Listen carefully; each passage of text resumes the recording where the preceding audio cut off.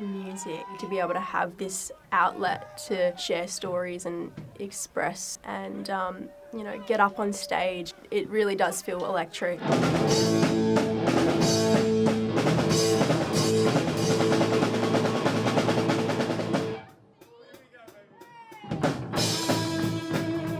I'm Annabelle Piper and I'm the lead singer of Stitcher. Stitcher is a rock and roll band.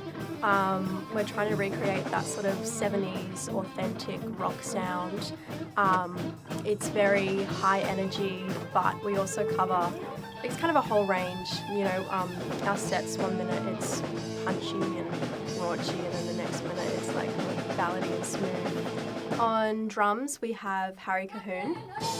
Our lead guitarist is Bailey Sykes, and our new bassist Miles Aegis.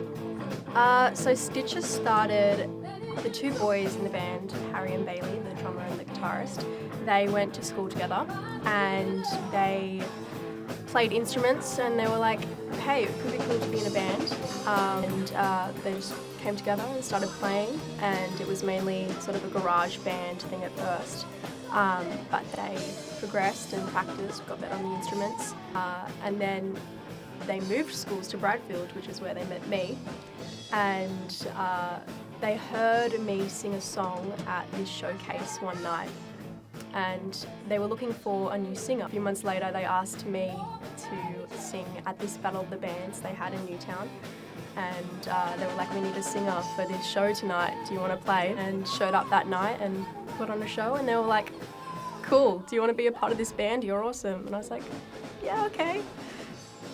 In terms of playing in a band, I really like being able to collaborate with the other instruments in the band. I know that myself and the guitarist have got a thing going on with some like call and response, and I think that's just really fun to add in as well. And being able to create your own music, it's like so special and surreal to be able to hear back things that you created, and then also being able to share that with the audience and like playing live, and the crowd's response is just so good. Like, it's just the best energy when we perform, and it's so much fun. I definitely wouldn't be where I am today without the bandmates, or at least the band wouldn't be where it is. We're all each other's biggest support, and I mean, the guys are really the creators behind it all, and they started it, and I've just been lucky enough to be able to join it and be a part of it.